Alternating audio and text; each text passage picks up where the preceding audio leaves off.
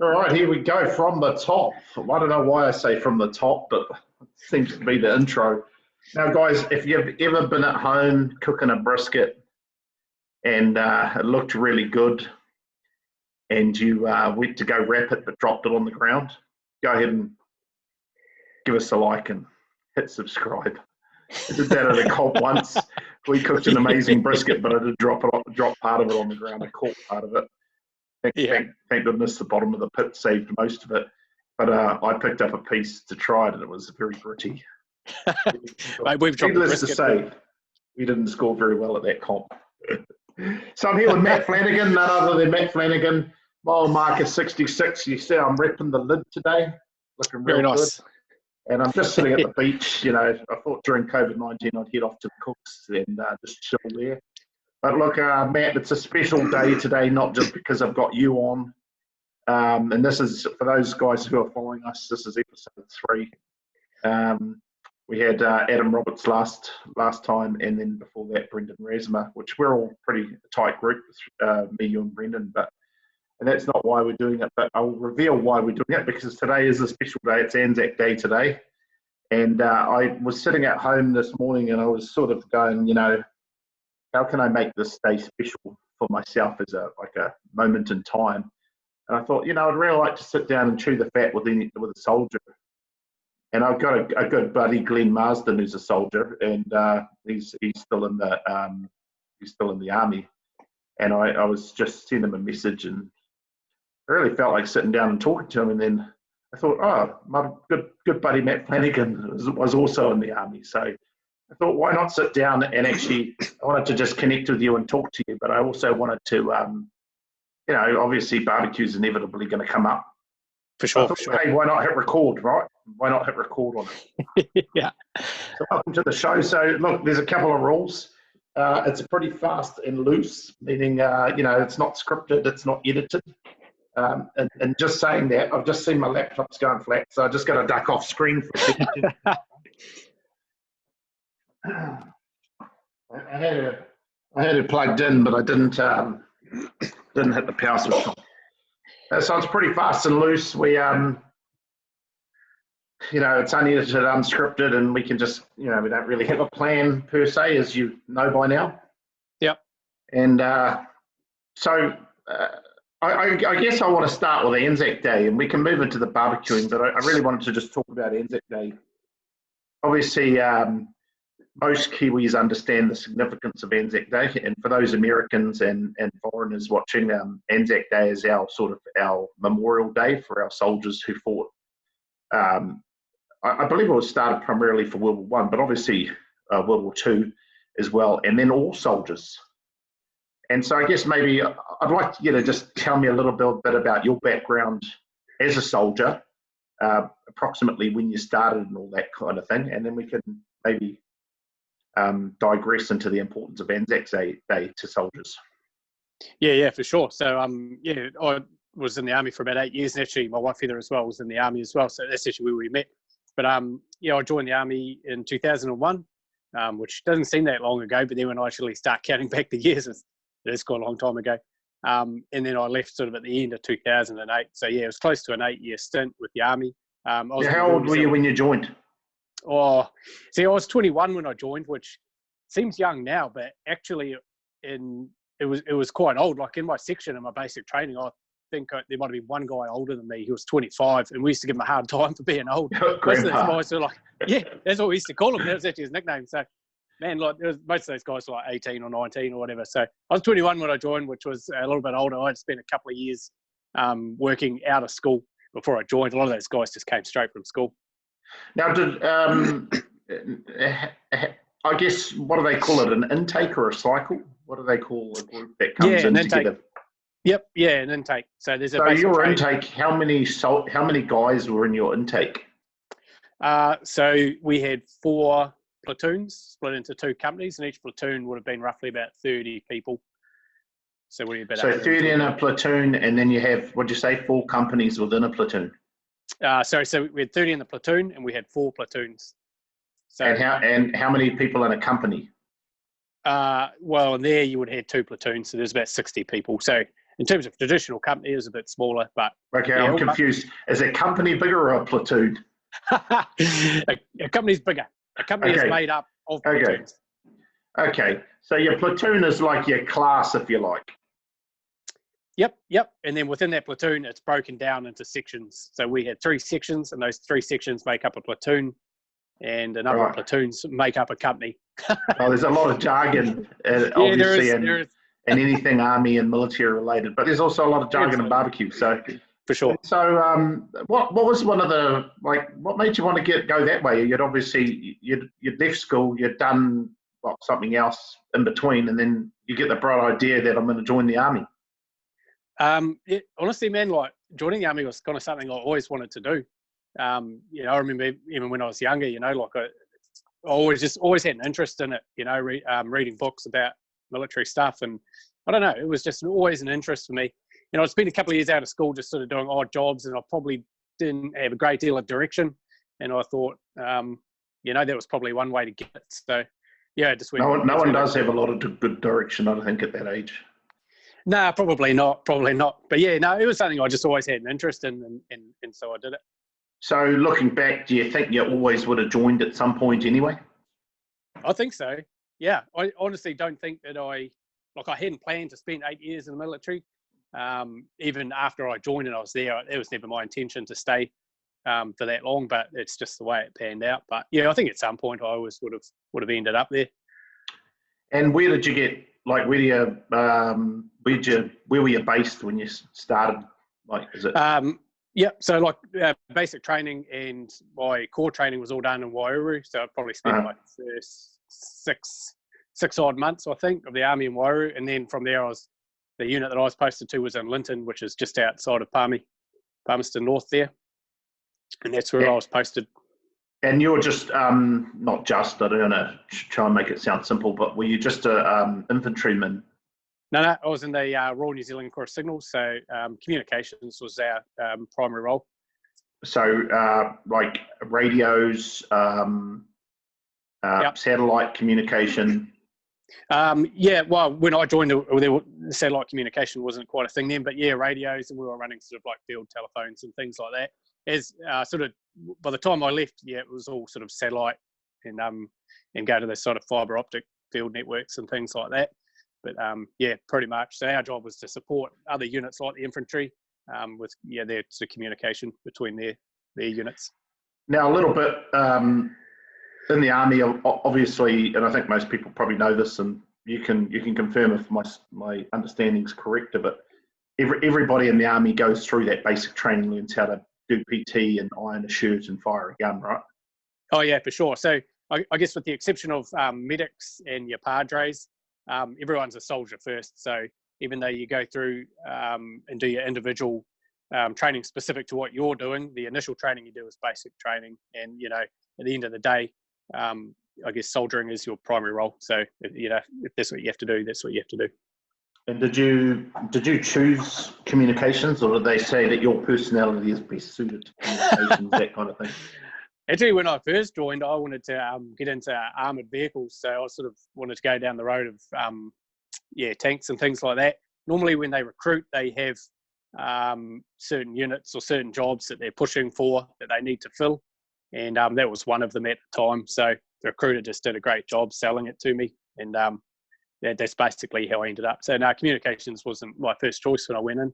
That's sort of where it ended up. But hey, man, I had a great time there, and I met some really, really good friends. So I'm still really, really good friends with now. So now, when you're talking about communications in the army, do you sort of like, are we talking about like sitting at a desk driving a computer, or are we talking about hands-on in the field, setting up a communications tower and monitoring a communications network, or?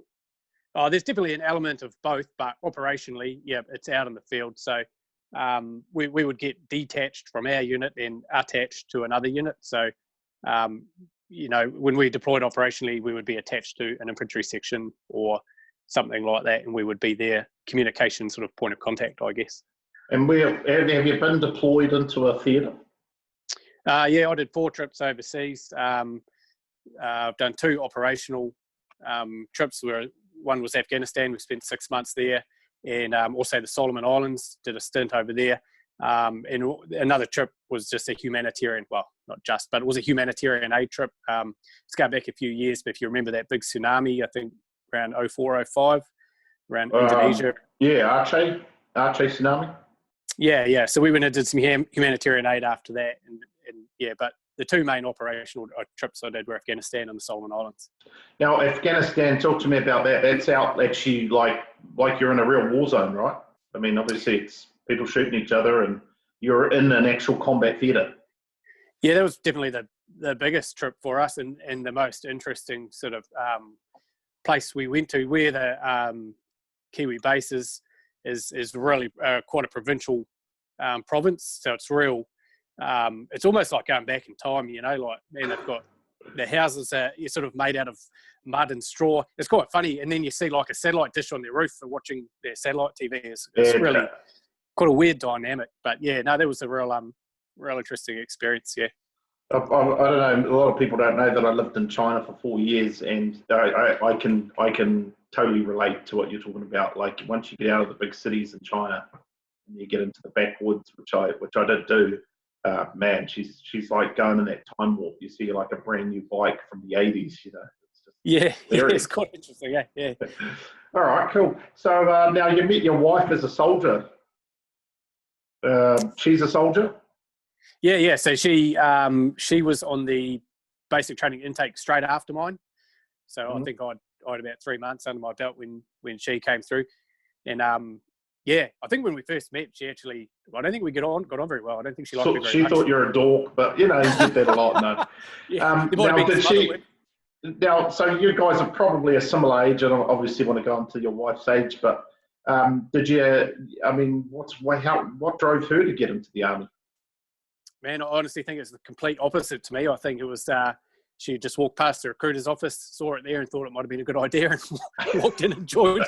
So, are there many women in the forces? I guess my stereotype is that there's probably not that many women in there. Is that correct? No, there are. I mean, I guess statistically there probably are more males. Certainly when I was there, more males than females. But no, there are plenty of females in the military, and yeah, you know, it's not uncommon at all. And I think sort of by the time I was leaving, that they were sort of starting to open up the combat trades to women as well. So yeah, it probably is a bit of a stereotype. I think there are plenty of females in the military. And what's she trained as? Exactly the same as me. We did the same job. So she signals as well? Yep. So how's communication in your household? Like, you think it'd be good, eh? But do you actually use phonetics in the house? Pass me the whiskey 1 Bravo rub, please. No. We probably should. And how long I mean, you obviously you got together like on the way out, on the way in. I mean, how long had you been together? Like you said, you're in the army for 8 years. I mean, what point I think it was, did you become? Yeah. So I guess we should introduce your wife, Heather Flanagan, who's the reason we're discussing Heather without her being here is because she's part of the barbecue team, and maybe one day we'll sit down with her and get her perspective. But she's an integral part of your barbecuing journey, and I just want to I guess I find it really interesting that a husband and wife cook together, mostly because I could never do that. Like, I don't think it would work in my household. But you guys have been a duo, I mean, right from the beginning, you know? Yeah. It was a funny thing because sort of, you know, as you know, I cooked with Dean for a little while when there was a competition he didn't do, and he judged instead, and I was sort of on my own. So I said to him, what a sellout. I know. I asked him to come and give me a hand, and I thought at the time, you know, like this could make us or break us, you know, like, you know, will us, you know, I probably surprised myself a little bit that but we worked really well together, and it sort of, yeah, the rest is history, I guess. Okay, just before we move on and go off the deep end into barbecue, because I know once we go down that slippery slope, it's going to be hard to claw back. I just want to talk about ANZAC Day with you and what it means to you as a soldier, particularly your family, where you're very close to it in terms of army. I mean, I don't know if you have any grandparents that were soldiers, but my grandfather and my mother's side, both, my mum's actually got a stepfather that she was raised with that she recognises as her father. and then she has her biological father. They were both veterans of World War I and II. They passed away probably, I want to say about 10 or 15 years, probably 15 years, must have been longer, 20 years ago. But do you have a soldiering like pedigree? And I guess I want to know, what does Anzac Day mean to you as a soldier? And like really be interesting to hear your perspective on that. Yeah. I guess to answer the first part, I guess like heaps of New Zealanders, we've got a family history of people who've served in the military. So obviously myself and Heather did, but my grandfather was in the Navy in the Second World War. My grandmother had a number of brothers who were killed in the First World War, and obviously who were soldiers then. So like heaps of New Zealanders, I've got grandparents and great-grandparents that were involved in sort of other conflicts. So we're probably not unique there. I guess in terms of what Anzac Day means to me, like heaps of New Zealanders, I reckon it's really important. I guess I might be slightly biased because I did serve in the military, but I think regardless of what your personal views or anyone's personal views might be on conflicts and military and all those sorts of things, it doesn't change the fact that people went and fought and died, for something that they believed in, and they did it.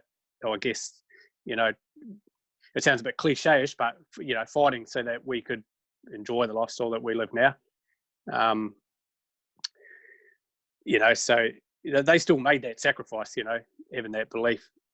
So I think the Anzac Day is it's not a day where we sort of people glorify war or anything like that. It's a day to remember that some of these people, and they're young guys, man. You're talking 18, 19, younger. Going over into some absolutely horrific, environments, and those that came back probably with, would have come back with heaps of mental scars and things like that. So I think it's an important, really, really important day to remember that, that people did that. And you look back at World War One, the percentage of the population was immense. There would have been no one that was really untouched by it in some way, shape, or form. So I think it's an important day to remember that, I guess. And it did shape our country. There's no two ways about that. Those World War One and Two, both major conflicts, did shape our country.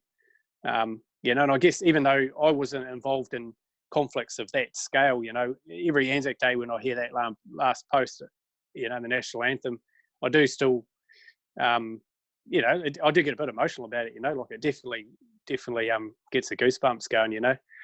Yeah. I don't know. I might be waffling on and not verbalising No. it. I mean, I can't help but agree with you that we're in COVID lockdown right now, and I've heard it compared, and I've seen it on the internet.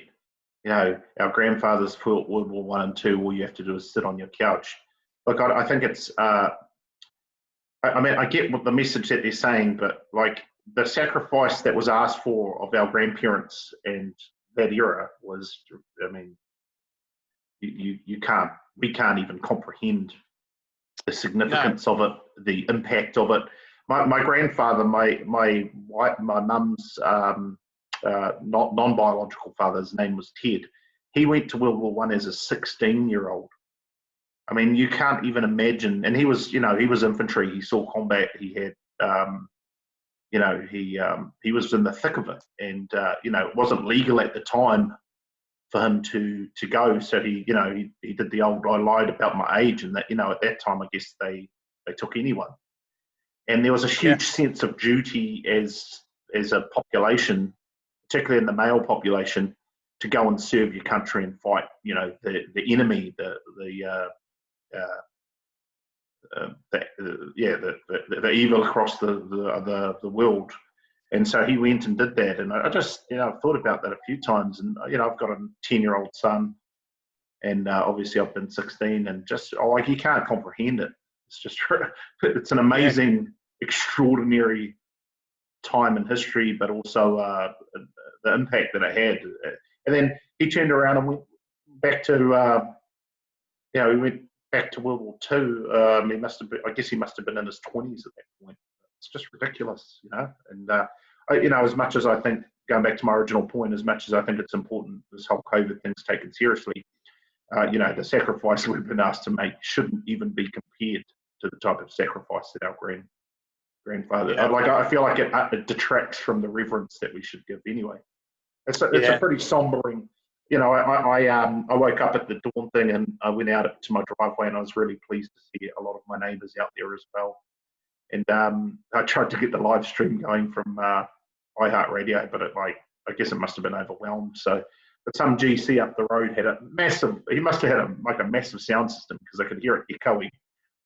He must have been at least a kilometre away. You could hear it going. So yeah, that's pretty cool. Yeah, I think the same thing. I know, obviously, you got kids in Ottawa as well. My son's just about to turn 10, and it's not far away from 16. It's pretty amazing. But yeah, it's crazy. So I guess I just wanted to talk to you about that perspective. I think we take.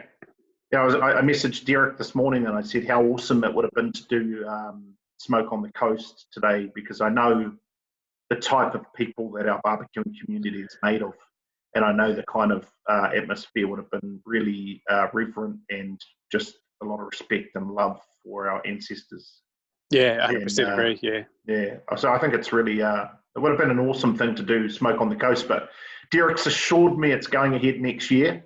And obviously they're going to bump the date for this year, so that's great. I see that. So I guess moving along there, I just wanted to talk about that and cover it, but moving along and going back to your story about you and your wife. So what competition was that with Dean that he wanted to judge, and you were like, "Hey, come on, Heather, you got to step up"? That was, I believe, the second Hamilton competition in that first Jack Daniel's series.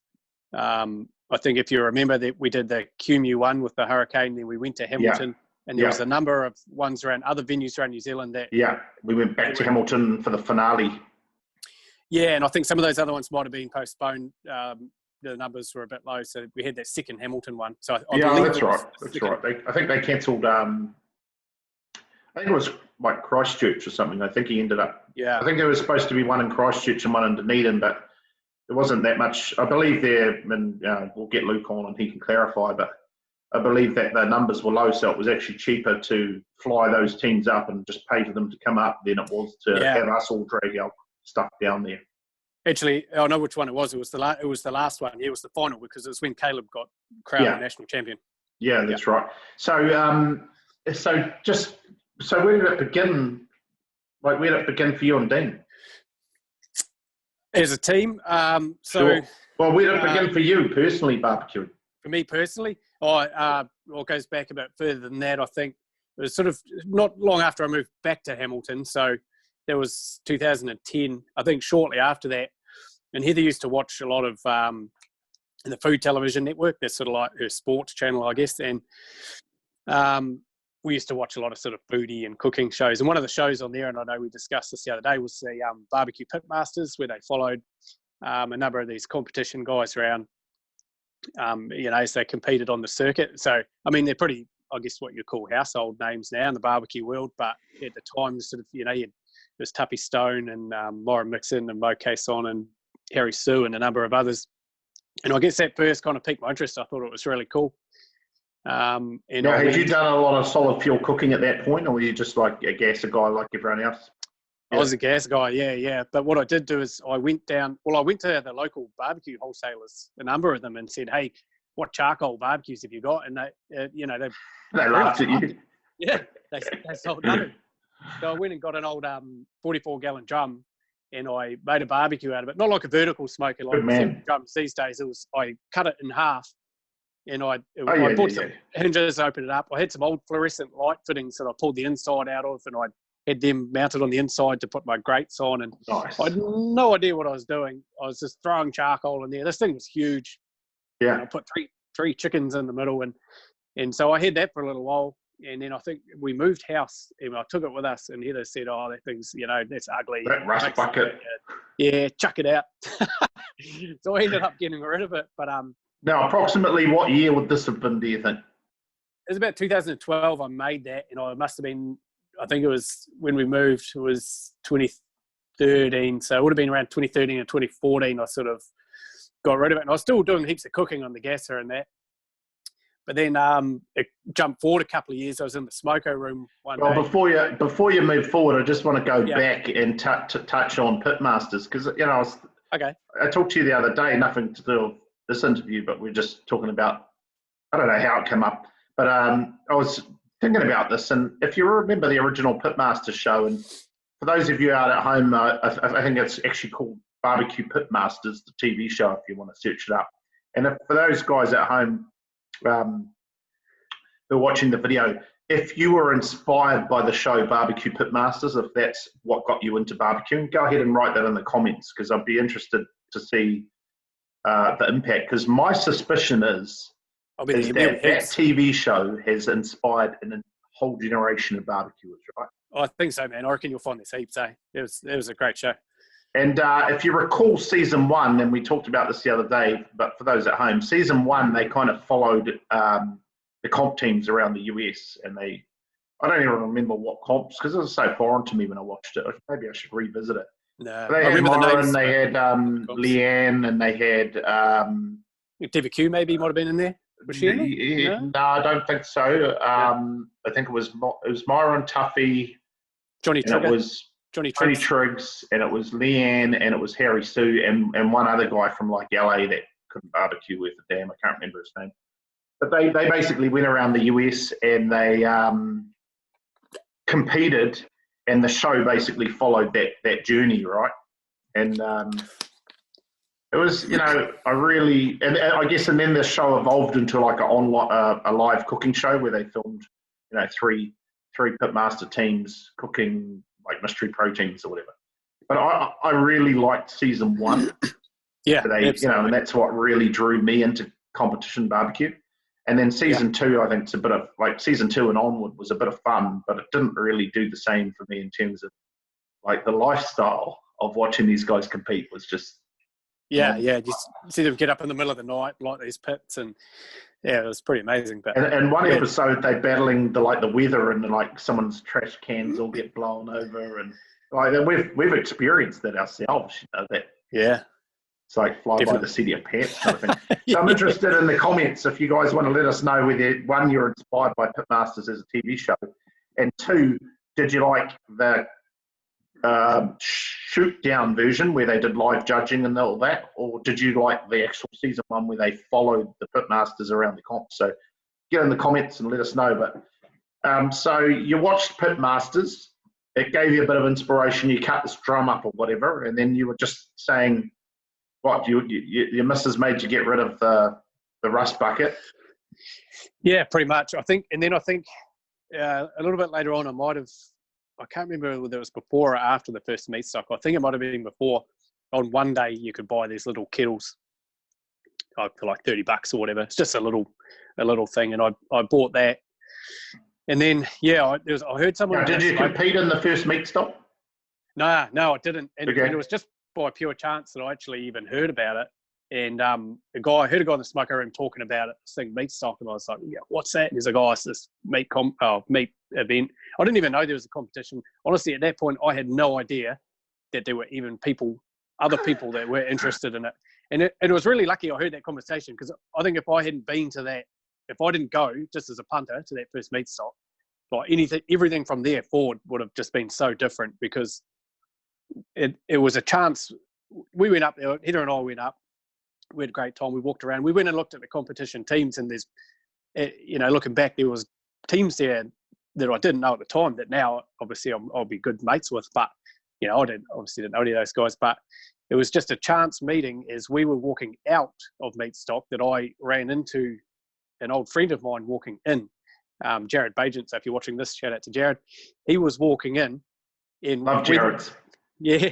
We're great mates. We used to hang out a lot, and we hadn't seen each other for maybe, 8 years or something. And we just happened to pass each other, and he mentioned to me that there was this Jack Daniels series coming up later in the year. And what do you reckon about giving it a nudge?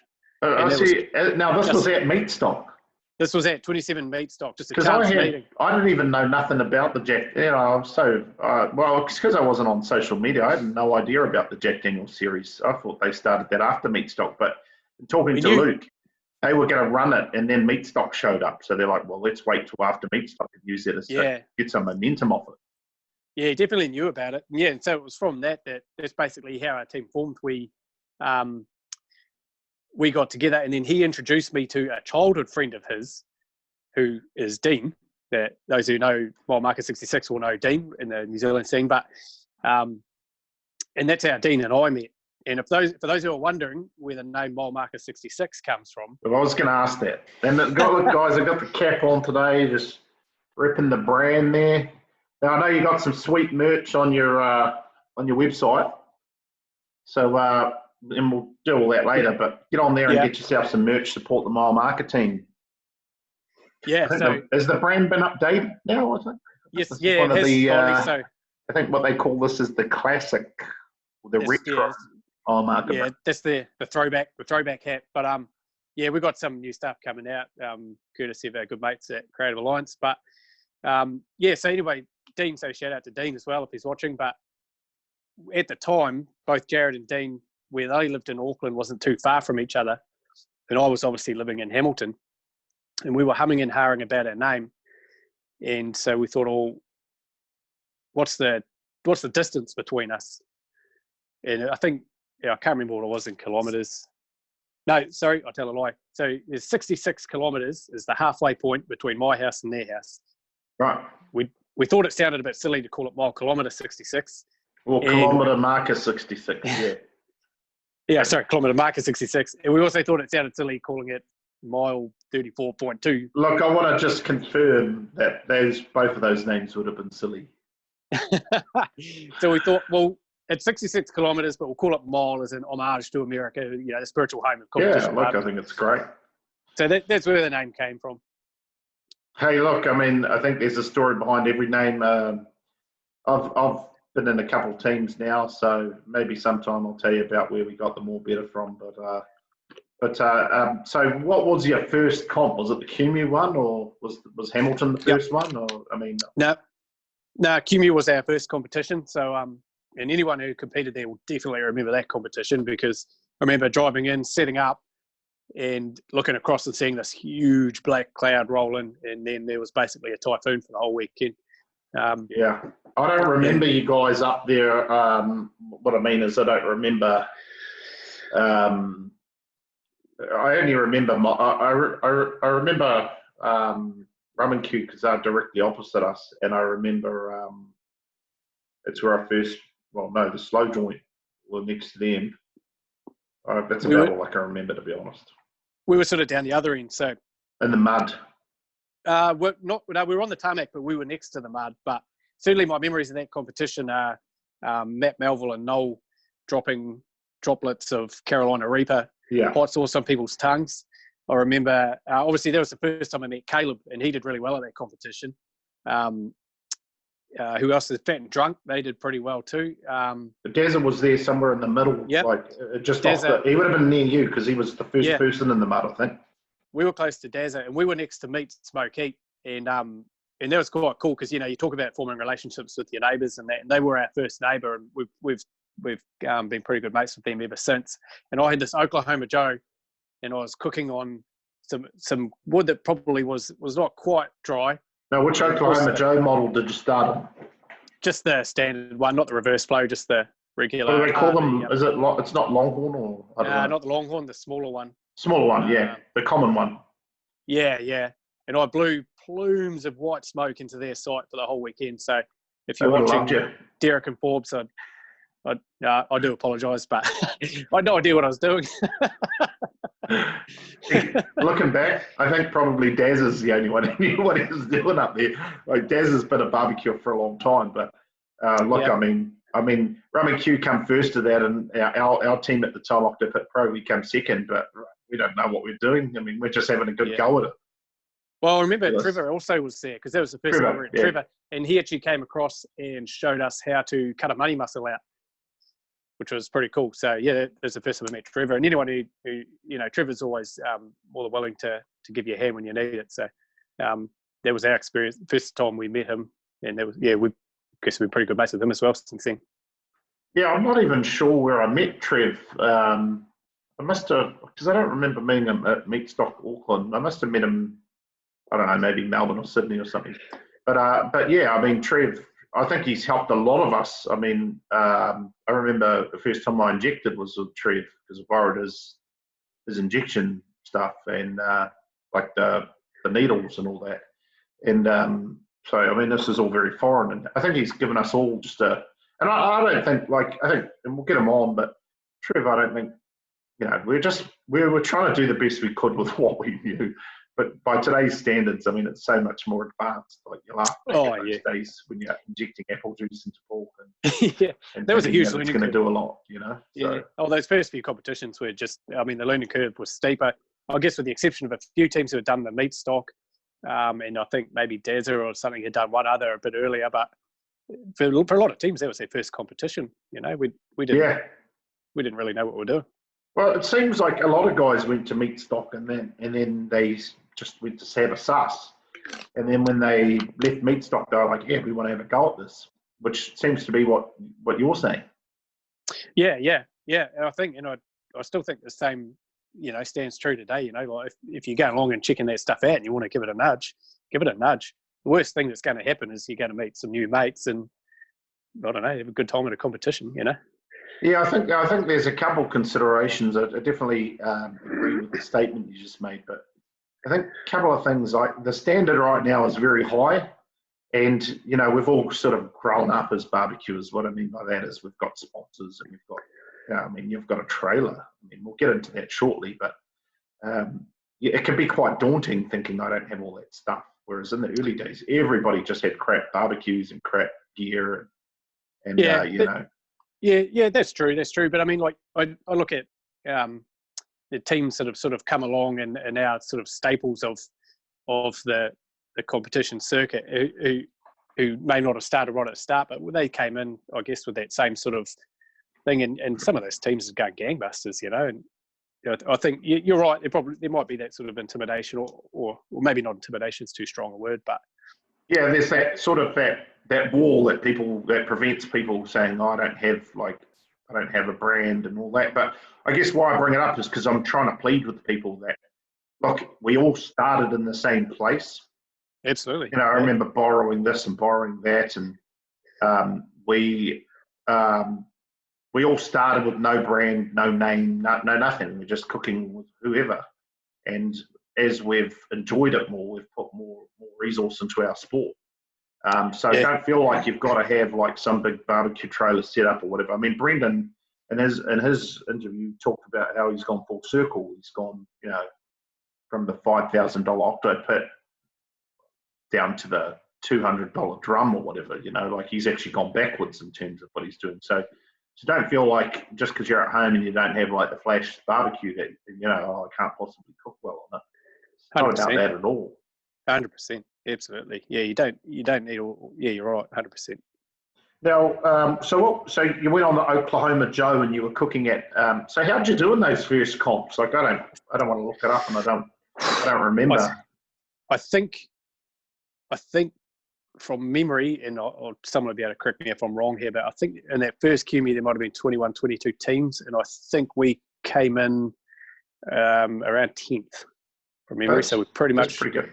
Right in the middle. I think our pork killed us because it was an incredibly, what the weather was like, and I think when we had it in our pork, it was pretty much stone cold, which I don't know, man. If I was judging that, I would have scored it pretty poorly too. But I know you're not supposed to judge on temperature, but it probably warranted a pretty low score. But yeah, we were. I think after that we thought, you know what, we didn't really have any idea what we're doing. We drank quite a few beers, and those earlier comps were a bit like that.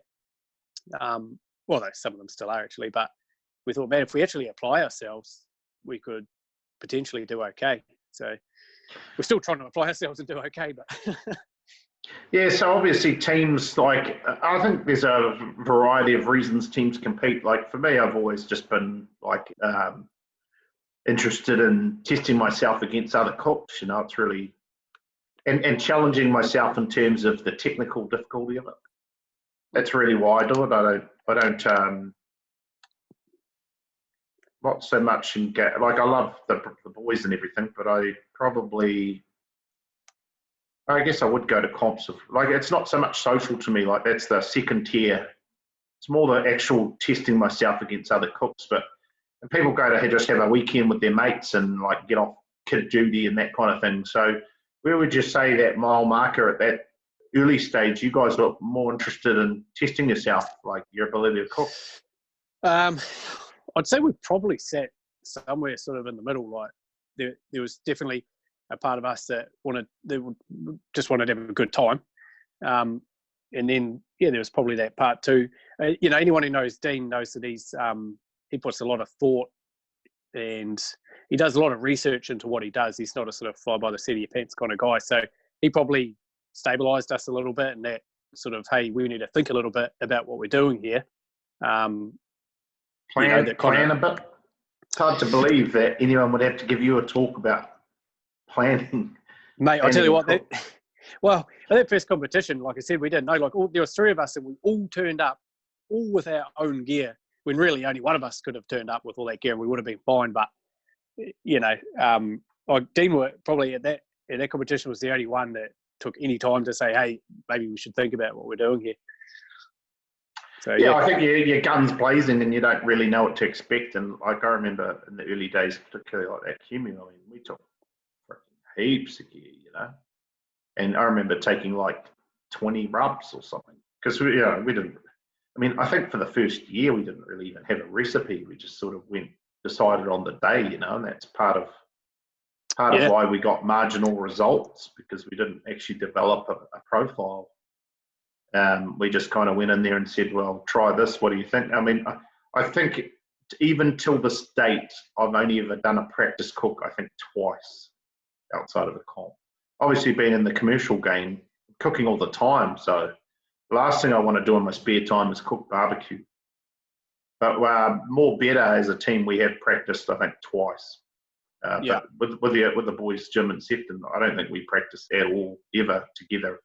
There's always just make it up on the day sort of thing. Which, we do. I mean, we just relied on our pure cooking skill. But it was so hit and miss. Yeah. Sometimes it'd do well, sometimes it'd become down the bottom, So now, so you did the first QMU. You did the following one was the Hamilton one.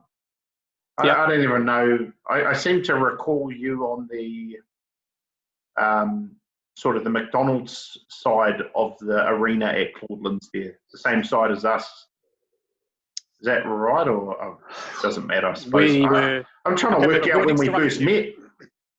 We were next to Rum and Q for that competition, and actually we came 10th in that one as well, and we were quite chuffed about that because Rum and Q had won the last one, and we got 4th place in ribs, which I think we missed out on 3rd place from Dazza on countback, so we were pretty chuffed about that. Oh, that's pretty sweet. So yeah, and there was anyone who was inside, remember, that was incredibly smoky. That hall was pretty nuts. We were on the end. I was kind of, I don't know, I kind of saw it coming, so we went right on the end and pulled that sort of tent wall up. It was she was tough. We were just thinking back to QMU and thought, whatever happens, we need to be on tarmac. Yeah. But it was. Now, when did we first meet? Because I don't even know when we got introduced. Do you have any idea? Oh, geez, I couldn't remember the first time. I do remember there was a Waikato pitmaster evening that you organised at the Good Neighbour. But if you remember, oh yeah, we just had a few beers. Yeah, beers and pizza at Toby's place. Yeah. So actually, I think that was the first time we actually got introduced. We could have been. Didn't you hang around afterwards and we just shot the breeze, didn't you? Yeah, I hung around for a bit, and I think at that time, that must have been before. It would have been before the first QMU, because at that point I just had a kettle. I hadn't bought the Oklahoma Joe then, so I can't remember when exactly that was, but it would have been pre-August 2017, sometime between Meatstock and August 2017. I think the idea of that night was to put competition teams together, because I was like, wow, we need more Hamilton representation if we're going to have comps here, It was just sort of guys who were interested in competing but hadn't yet formed a team, so it was just a social event to get them to actually say, hey, I'm interested in cooking competitive barbecue, and so am I, so let's make a little team. Yeah, that was quite out of character actually for me to go there, because I went on my own. I didn't know anyone at all. And normally I don't like doing that sort of thing, I like to feel comfortable in my environment, and I'll go with someone else. And I went down there on my own, which again was one of those sort of chance things maybe that, But, fate brought us together. Yeah. So where'd you guys actually end up finishing up in that Jack Daniel's year, which would have been 2017 was the first Jack Yeah. I guess it was it 2018 or 7? Oh, no, that's right, because the season spanned 2 years. So yeah, it would have started in 17 and ended in 18. I'd have to go back. Where'd you guys finish up, I think it was somewhere around 15th or 16th. I can't 100% remember, but I'm pretty sure it was around 15th or 16th. So you've kept so you're the only original member of Mile Marker. So at what point did the legend that is Jared decide that it was getting a bit too much for him? Yeah, well, so Jared's a cameraman for a fishing show, so he does a lot of weekend work. So he, after that first QMU competition, that he was pretty much done. All competitions, as we know, are almost exclusively on weekends, and unfortunately for him, that's when he works. So it was just Dean and I after that. He did pop back and make a cameo, I think, Meatstock 2018. But that was after that first QMU comp. That was pretty much it. It was just me and Dean after that, or Dean and I. And then Dean has also taken a break. Is he out of the team? I mean, can you give us the goss on that? Did you kick him out? I mean, I just had enough of him, mate. No. Look, he's got a young family. I can't remember whether it was either just before or just after his second child was born, but he's got a young family and he's got some other commitments, and he was prioritising that, which is absolutely fine. You can't begrudge him for that. So he's taken. Look, I always say to him, there's a spot open for him if he wants it, and he always either diverts the subject or just flat out refuses me. So whether he ever comes back, I don't know. You'd have to ask him that. But I've always so would you say now that you kind of are Mile Marker now, because you're not going to rebrand. I mean, you are Mile Marker, right? I mean, yeah, we're Mile Marker, yeah, for sure. Yeah, and Heather's a permanent fixture in the team now, obviously. Absolutely, yeah, yep. I mean, because I've always offered her a position in our team. We usually carry 3 of us, but it seems like Mikey Lead's going to join us again to do some cooking. He's been doing the head judge qualifications, and has been missing out on what's he been missing out on? Just the progression that we've been making, and we've had a bit of more than our fair share of success lately, and I guess he wants a taste of that. So for sure. So I've got to officially retract Heather's standing invite to join the team. She'll be disappointed. So tell us about so that first cook you were talking about, Heather. So which cook was that? That was the second Hamilton one, was it? The last round of the Jack Daniel series. Yeah, that's the one. Yeah, it was. So tell us how it went. How did it go having her in the team? I mean, was there a full-blown maritals during it, or?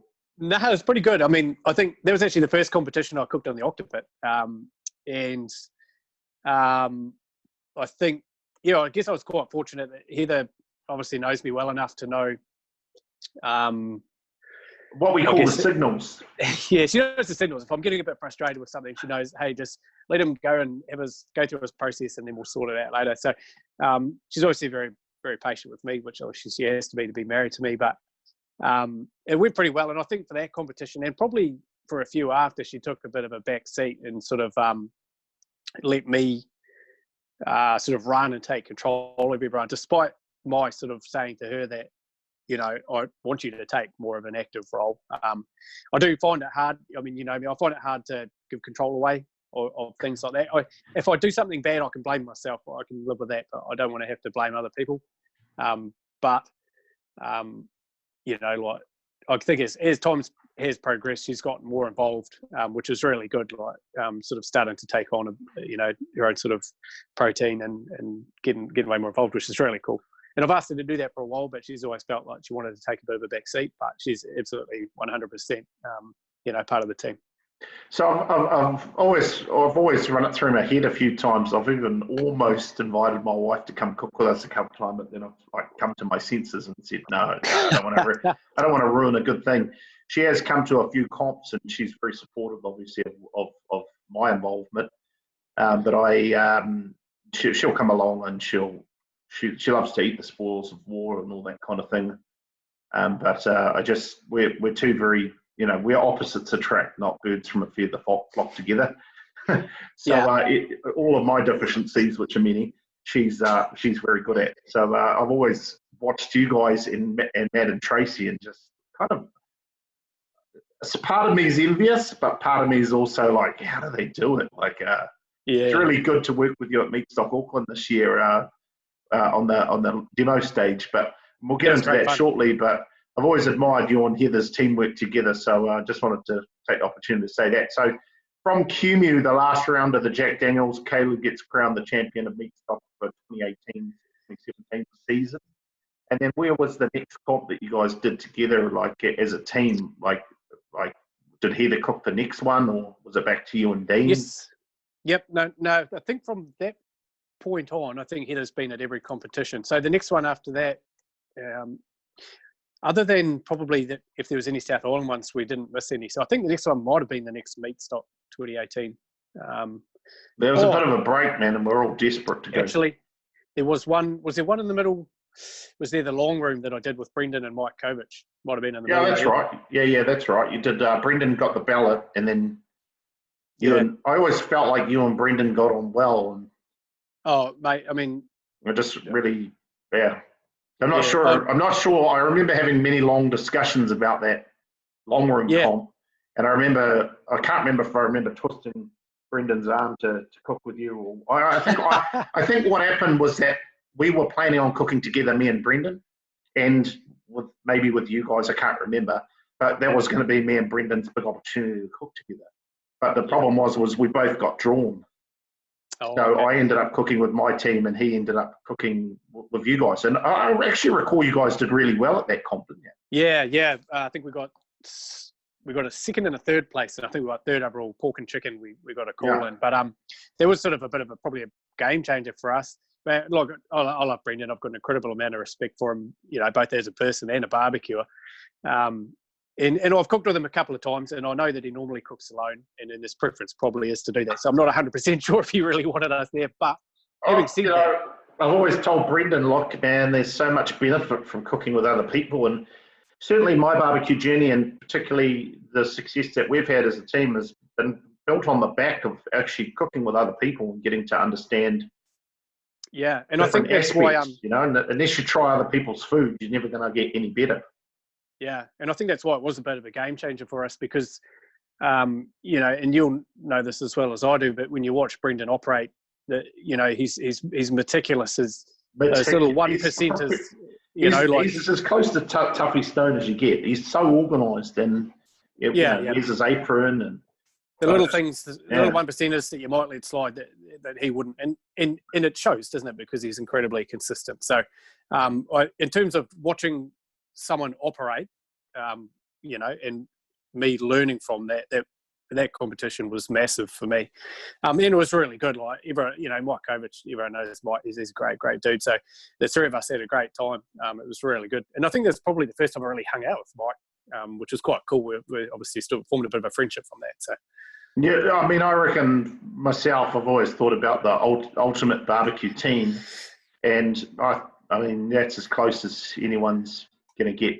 I mean, the three of you guys cooking together, you've got some great minds there, great skill sets, and in any team, there's always the dynamics of responsibility and leadership. And I mean, like, there's certain people in the barbecue fraternity that I have huge respect for, but I could probably never cook with just because we have very different styles of cooking, or we have different approaches to cooking. So it just wouldn't work as much as I'm not trying to say that mine's better or worse or whatever. But I just think about the three of you guys cooking together. I mean, what a powerhouse team. Especially, team dynamic's huge, Especially today. I mean, I don't know if there's a concept there where we could pair up partners by, I don't know. maybe we could have I'd like to see a concept where we just basically put the head,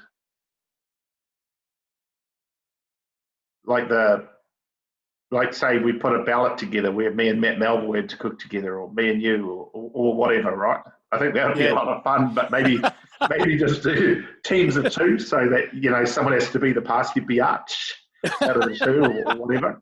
Because there's people in barbecue teams, and as much as certain team leaders get a lot of credit for what they do, there's also the unsung heroes of barbecue, and I know several of them. I've got a good friend in the US, and he's a phenomenal teammate, and I've cooked with him half a dozen times, and just like if I had to design my ultimate teammate, it would be him, because he's just gets it done. He's very competent, and obviously, like me, I'm very outspoken and very vocal about my views on things. I am more than willing to hear other people's opinions, but you can't have 2 or 3 people like that in a team. It just won't work, right? No, but you do bring up a really good point. And that is right. Like it is a team. A team. It takes a team effort. When you're doing something like that, and there are potentially dominant figures in the team, but there are the unsung. The jobs like the parsley and all that, a whole range of things that get done that maybe not that obvious, but that just make it, make such a difference.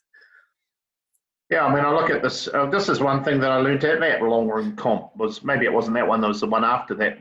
One of the reasons smoke-faced grillers are so good at cooking is because their team dynamics is probably superior to any other team that I've seen. And, like, I have huge respect for James.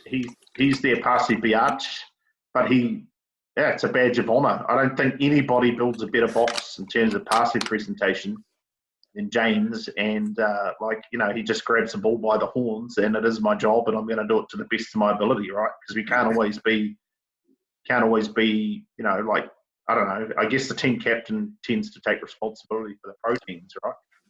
Yeah. That's what I used to try and make Dean do, he just didn't want to do it, so I guess he moved on.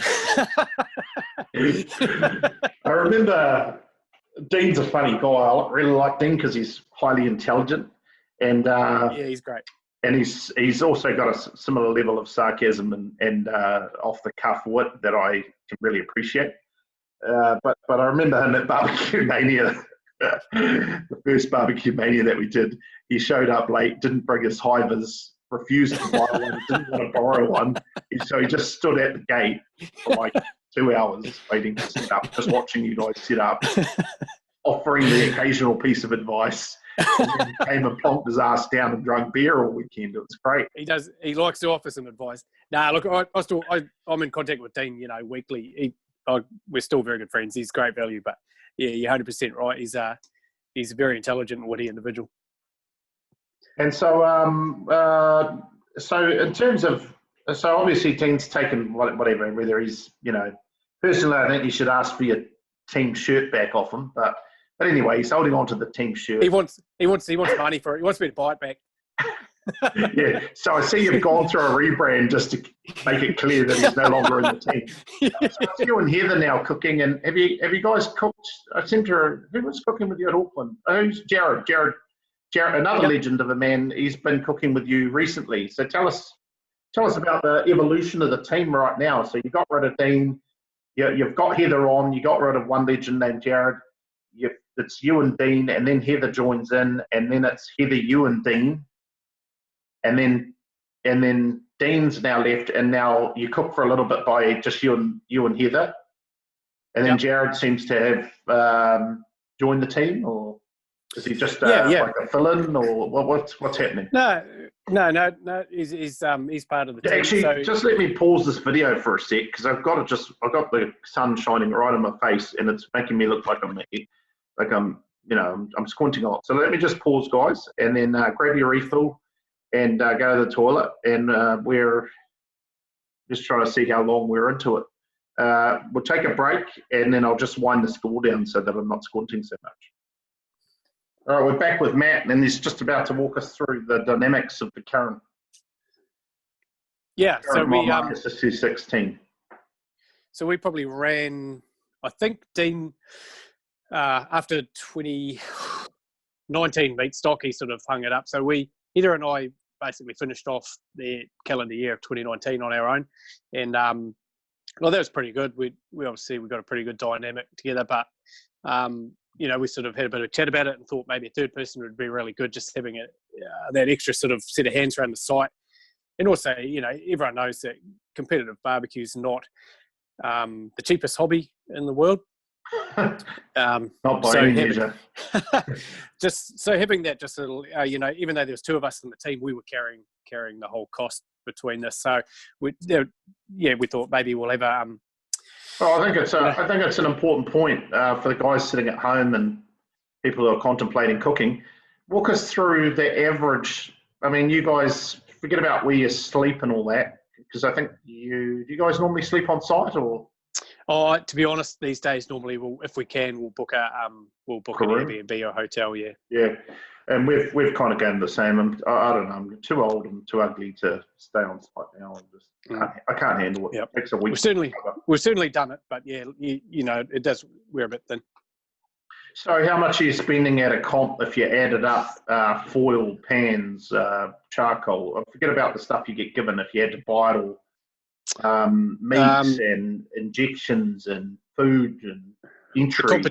The competition alone. I guess if I lump in anything that we do leading up to it, practice wise, it's hard to put an exact figure on it, but 1,500 maybe. Yeah, that's where I'm at. I'm at $1,500. Forget about practices, but just usual comps about 300 to 500, but usually 300 or 350 to enter as a team. And then there's proteins, injections, rubs, foils, apple juice, stocks, all that. So anyone sitting at home, I mean, you've got to be realistic about the cost of this, and $1,500. I mean, even being cheap on the cheap, you're going to spend say $1,000, right? And $1,000 divided by 4 is a lot cheaper than $1,000 divided by 1. Yeah, 100%. So that was a bit of a motivating factor, and basically, we knew Jared, and he had. Where'd you know him from like just the Waikato barbecue scene? I know he's judged a fair bit. I actually worked with his wife when I worked for Fonterra. And we sort of got to know him through that. So his daughter and my son were great friends at school when they were a bit younger. So. All right, so you guys go back. I've only known him through Texas Pete's, but yeah. So he I know he had bought a Weber kettle and was sort of starting to get into a bit of barbecue and that. So we asked him if he would like to come along and do some competitions with us. He came along and did Mania 2 last year, just as I won't say a bystander because he gave us a hand for sure, but just sort of to check it out, make sure that he knew what it was all about. And so that was Mania 2, right? There was Mania 2, yeah. And then we sort of asked him if he wanted to come on board for this year. So initially he sort of was going to come for the 2 first Auckland comps, QMU and Meatstock. And so he's at this point he's committed for the year. Nice. But he's for all intents and purposes, he's a full member of the team. And mate, I don't know, I've seen a few of his posts on Facebook lately, and I feel like he's going down the rabbit hole. So I wouldn't be surprised if he sticks around. That's what you want. It's like a gateway drug, and then you get him fully hooked on crack, and that's it. Yes. Spending all your money on barbecue. Mate, look, I saw the ribs entry he did for Derek's competition, and they look pretty good, man. He did well. Nice. He did pretty well there. So I think he's quite keen to definitely get more involved. So that's funny because I think he was actually in the rib class that I did too. So he was cooking and watching that. Yeah, he must have been. Yeah. I think he did their beef entry. Oh, okay, cool. Yeah, I mean he's someone who's been very interested in barbecuing, so it's good to see that he's he's hooked. And in terms of season, like for guys out there who are looking at expanding their barbecue teams and so on and so forth, or if you're looking at getting into it. That's probably the easiest way is just to commit for 1 or 2 comps and then to commit for the season. I know on our team, More Better Barbecue, I always tell the boys, look, you're committing for the season. There's no expectation of anything beyond that because, if you cock it up, you're out. And But you know, I started my own team. I used to cook with Sefton and Jim, and really still stay in contact with those guys and love what they're doing. And I really wanted to set myself up for a sort of like an unadulterated team, and I knew that wasn't what Sefton and Jim wanted to do. So we set up More Better Barbecue, and us, you know, kind of had a look at who wanted to come with. So I'm currently cooking with Grant and Shane. But you know, my motivation for setting it up was to actually set something up where I could put my boys into the team. I've got 3 sons, 2, 7, and currently 10. And eventually, you know, it'll be the 4 of us, I hope. And so for guys at home, sitting at home who just want to get into it, look, just commit to 1 season or a couple of comps, and you don't have to. You know, joining a team's the best way to keep going, and there's plenty of guys who have got room in their teams. For sure, yeah. Tell us about Barbecue Mania 1. That was the first Barbecue Mania. We run that event in Hamilton, and as we said, Dean was there, Heather was there, and you were there, and you actually ended up being one of your most dominant wins, or it actually ended up being probably the most dominant win of the season of any team, right? I mean, you guys literally cleaned house with that comp. Yeah, we did really well at that comp. You know, like, geez, I didn't really even know what to say. Look, we went there with the same sort of expectation you get with every comp. You want to do well, but you certainly don't want to go in with any, you know. I remember Adam Roberts once told me that competition barbecue is the great humbler. And, you know, he's 100% right. So you don't want to go with any expectation. But, yeah, that was a really good comp for us. I think we got first in 1, 2, 3 categories and third in another, and GC'd it. So there was a huge competition for us. Yeah, it was really good. I mean, I know you put a lot of work going into it, and we cooked duck for the first time, so I think we had even practiced duck. But I mean, was there anything magical about that cook? I mean, walk us through your accolades just from that comp. What did you end up winning? We got GC, obviously. Yeah, we got first place duck, which we hadn't practiced, and we actually had a different kind of a bit of an oddball chicken recipe or profile, I guess, which was a little sort of Asian-y, and I thought I'm either going to go really, really poorly, or I'll do good with it. It'll be one or the two, and Matt Saunders from NZ Barbecue Supplies was going to bring down this rub for me, and he turned up at the last minute. It was at the point where I had an alternative rub that I was just about to put on, and he rolled in with it. Which, if he hadn't done, you know, who knows what would have happened. But we hadn't planned to do the duck at all. We sort of thought, oh no, we won't do it. And then when the time came, we got given the ducks. We thought, no, look, we'll do it. So we somehow managed to butcher out 6 breasts rather, and we ran exactly our chicken profile on it, and we came first. So we thought, oh, look, we'll stick with it. We'll run exactly the same profile on the chicken. And we came first in that. Come first in chicken, first in duck. And first in beef. I don't know anyone else I don't think there's any other team that's ever done that kind of thing. My only... Not New Zealand anyway. There's been a few teams that have done well in multiple categories, but not first. Yeah, I think we got third in lamb as well. And I'm not going to say regret because it was out of our hands, but if I could change anything in that competition, would be that it was sanctioned so I could take all the points. But no, it was actually, was it? It was. Oh, was it? Oh, it might have been actually. Yeah, it was actually sanctioned. Oh, but you got to remember back then the ABA were doing, or New Zealand Barbecue Alliance were doing the points a different way. They were. Like you get 100 points for a win, which is I think it's an interesting. Currently, it's an interesting way because in some ways the benefit goes towards people who don't come first. And what do I mean by that? If you come first in every category and win GC, you still only get 100 points. You know, if you're Brendan and you come top 10 in every category at meat stock, you get 100 points. Whereas obviously it's significantly harder to win meat stock than it is Hamilton or the Longwood, right? Absolutely. 50 teams versus 12, right? So, and I know that does equal itself out in terms of if there's a draw, but if I win 3 small comps and another team wins 2 large ones but comes mid-packer in the third, I beat them, right? Yeah. 300 That's a points tough one. beats it. So kind of, that's the one thing that I don't really like about the current leaderboard system. But I mean, I can't even remember what we used to do. So, you know, it's obviously not that big of a issue. So, Yeah, I think I prefer the accumulative. And I know that is tough because not everyone can do every competition, but I prefer that where they build up over the year.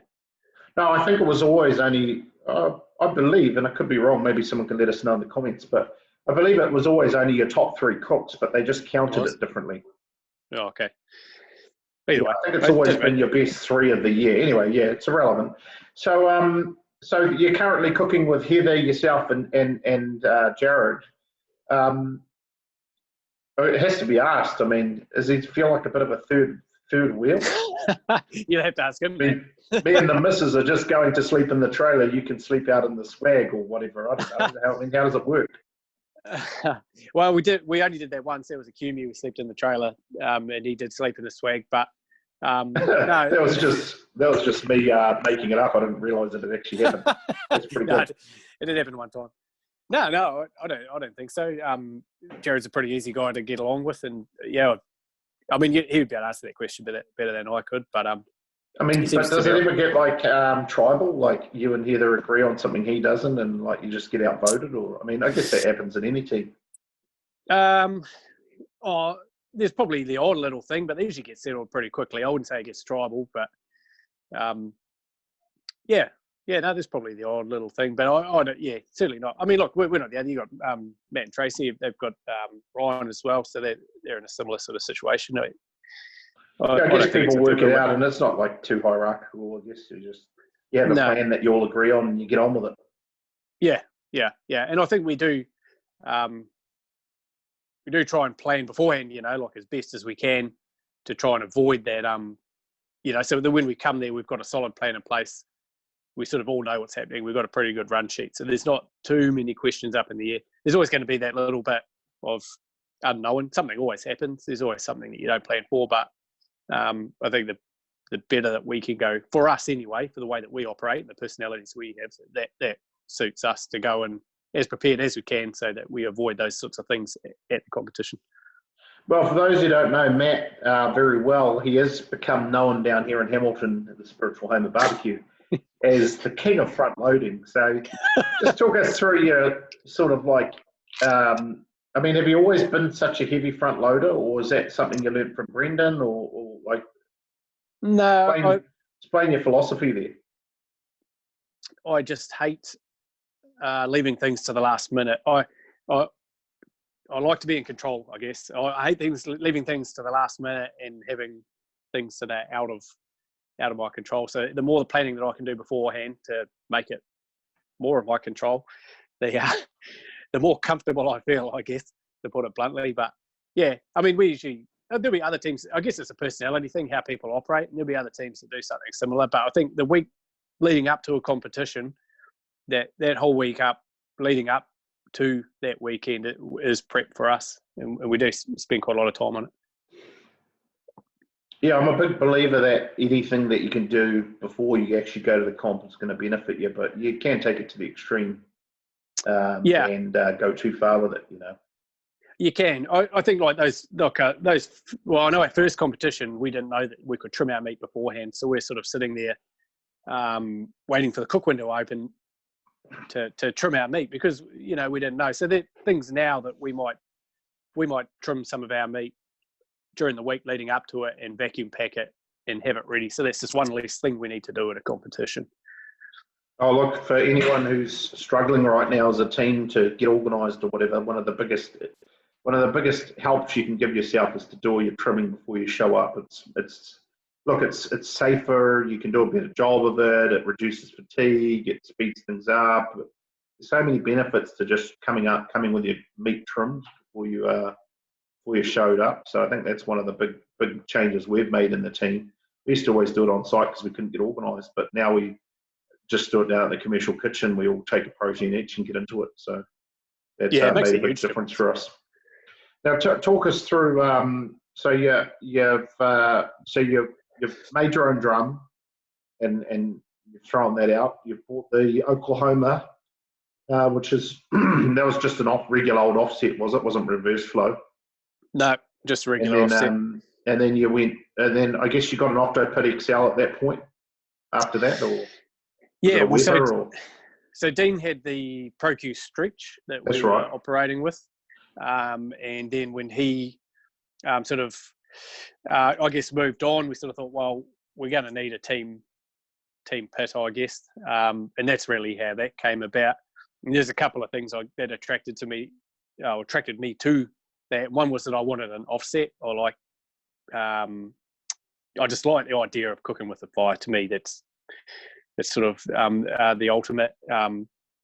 And it was local. I was supporting a local New Zealand business that was making.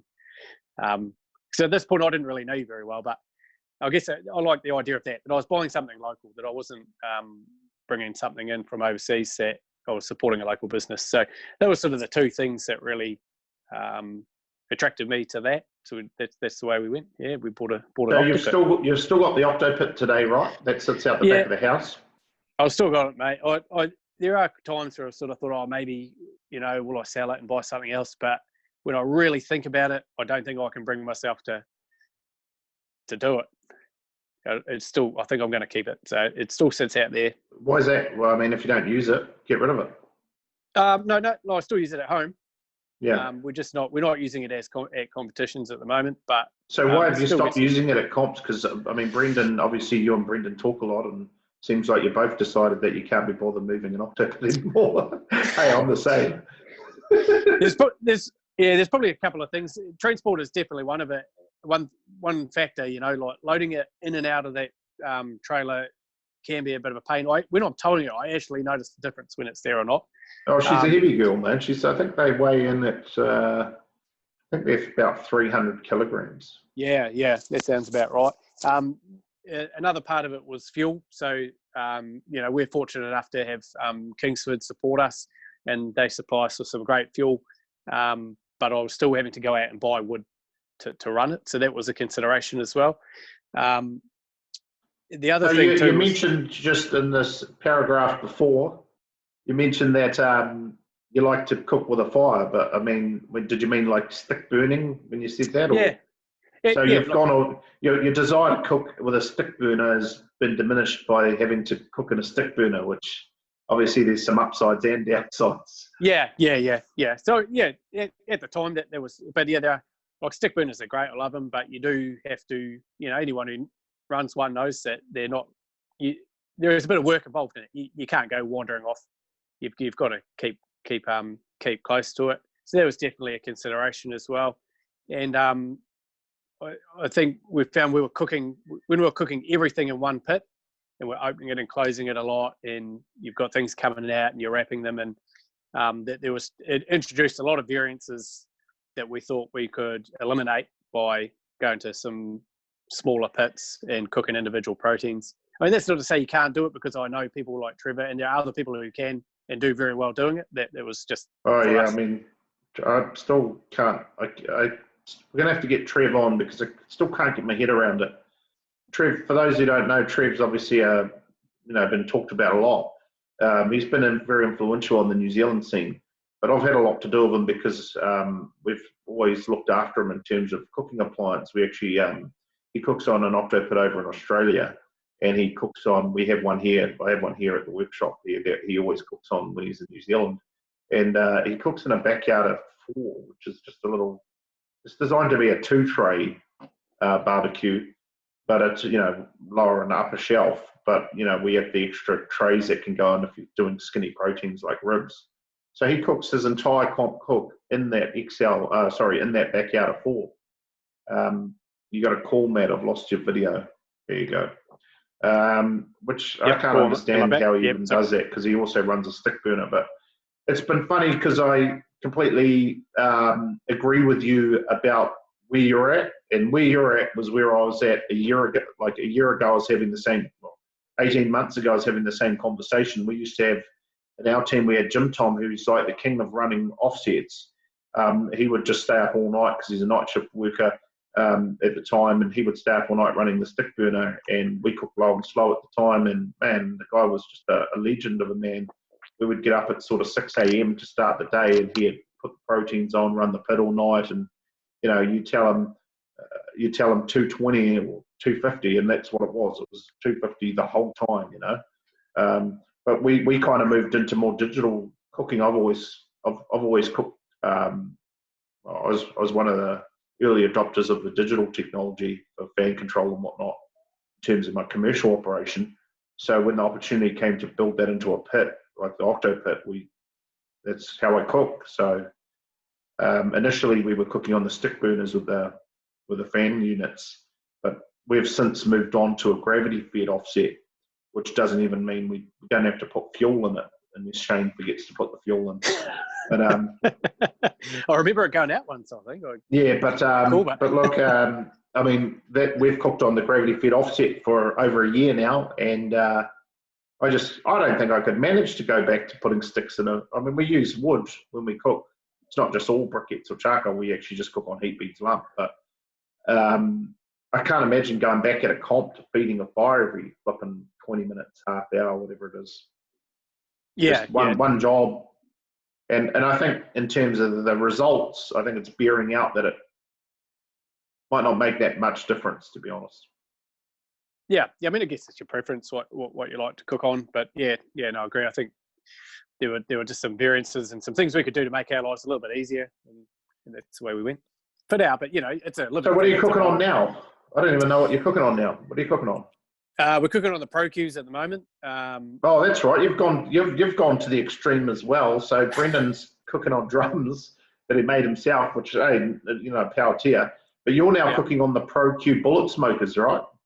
Yeah. So I've got two of them and Jared's got one. So we've got the three of them between us, and hopefully we've got a drum on the way at some point as well that we'd like to have a bit of a dabble with and a bit of a play. Look, I started welding them up yesterday, and I burnt right through them. I mean, they're so paper thin, the drums you get here. So I have to have a look at that. But no, that's all good. Look, we really enjoy the Pro Qs. So that's what we're cooking on at the moment. So you're just cooking 3 Pro Q bullet smokers, which the cost on those is what, $600-700? Yeah, around about. Oh, I think you pick up the XL, for around $700 or $800. So I mean, in barbecue, when you're buying barbecues, those things are very, very reasonably priced. Yeah, I mean, I've always said that obviously I have always cooked on Finettos. I don't know.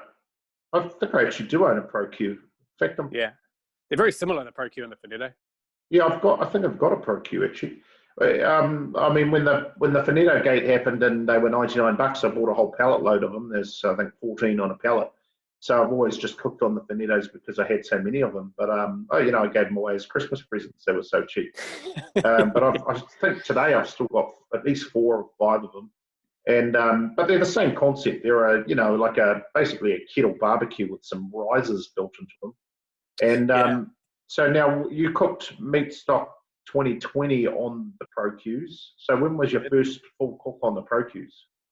The first competition we went full Pro Q would have been QMU, just a few weeks before. And how'd you go at QMU? I mean, I think didn't you guys? We did all right. Yeah, we did all right. I actually can't remember where we came. How did the cook go in terms of cooking on the Pro Qs? That was pretty good. I mean, switching to a completely different comp setup's going to take a little bit of time to really dial in, I think. But I thought it went pretty well. We were pretty happy with it. The good thing about those style and the drum is they're set and forget almost, eh?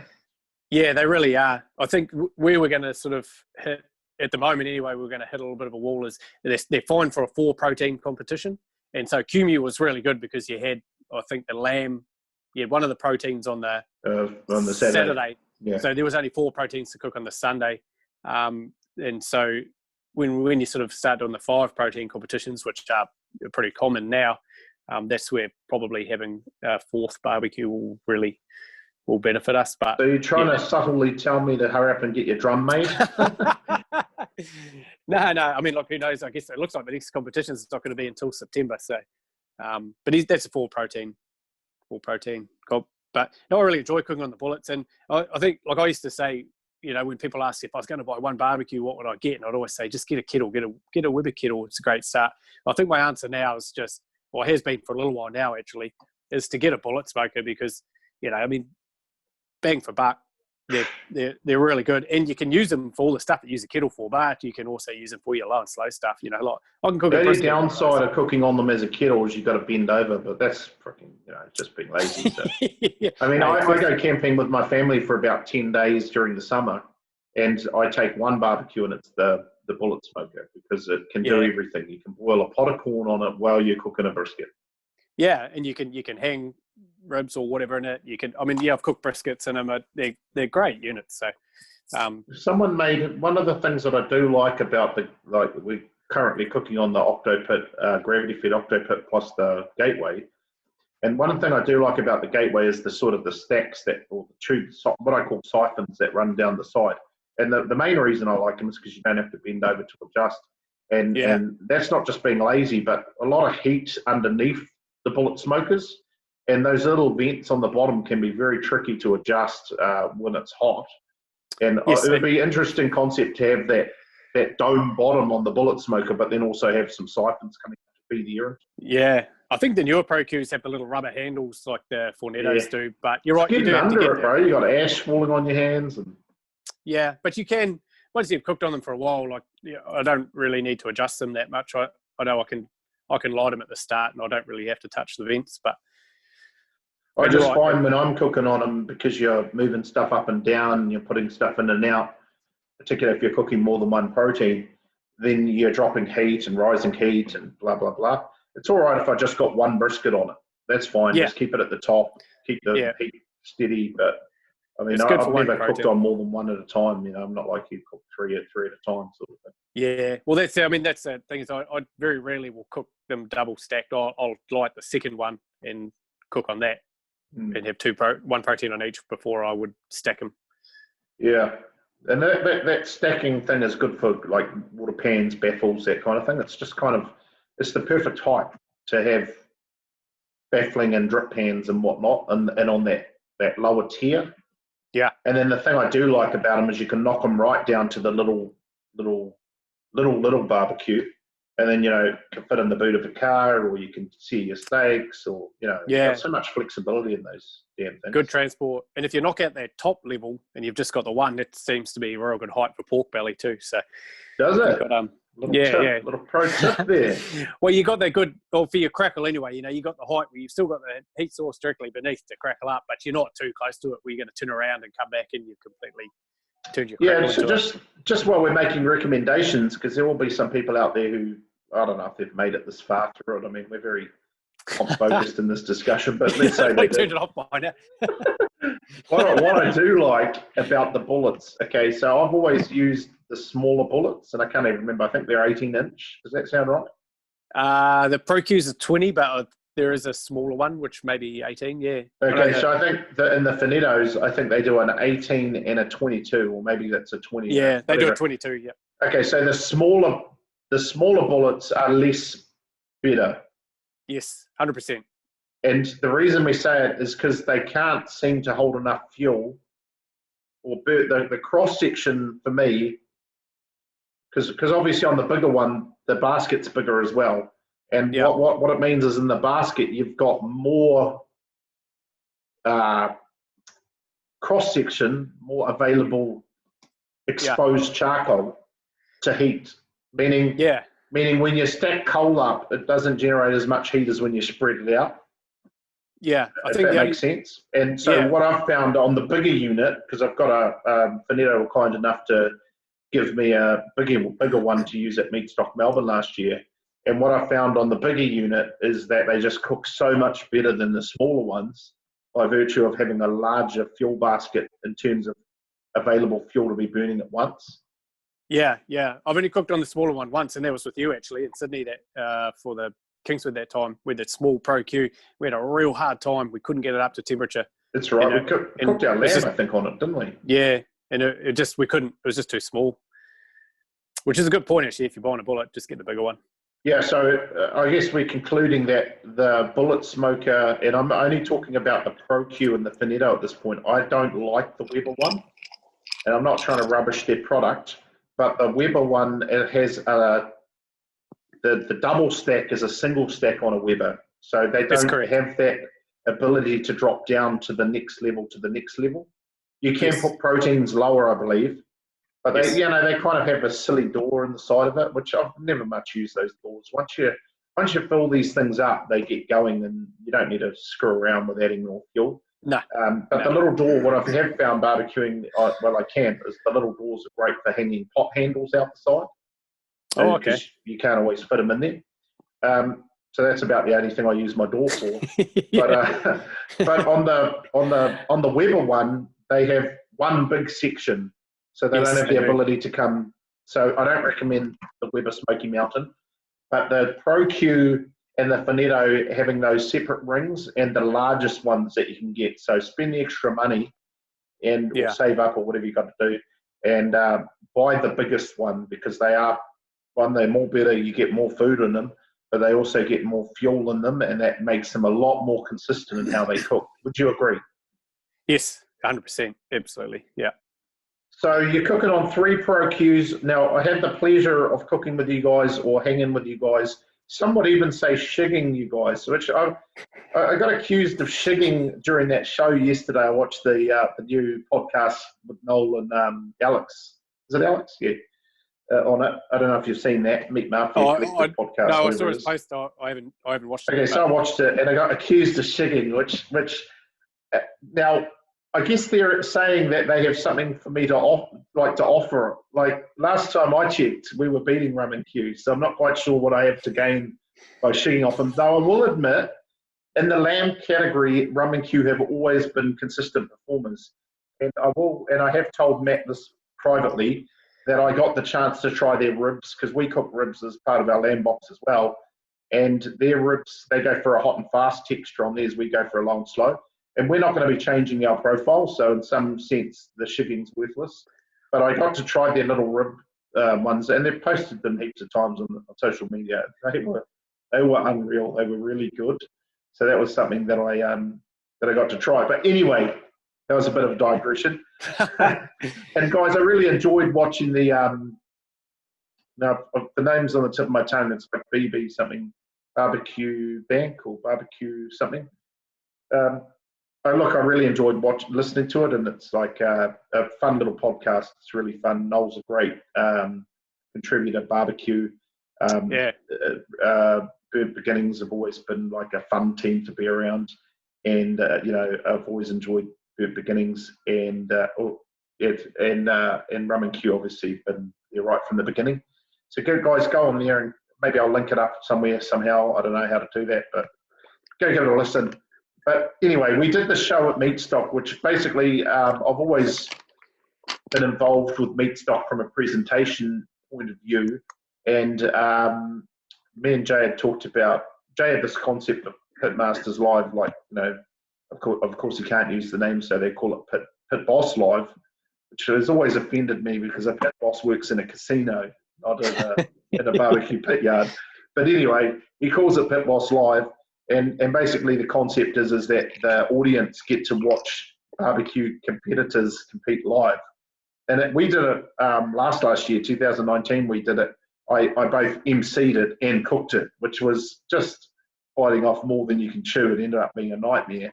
So this year, I decided we weren't going to do that. I was going to get the four best teams in the country, and including the national champion, and we were going to put them up against each other. And in the end, we had Bad Bones Barbecue come over from Oregon, and I thought, what a great opportunity to see an international team cook.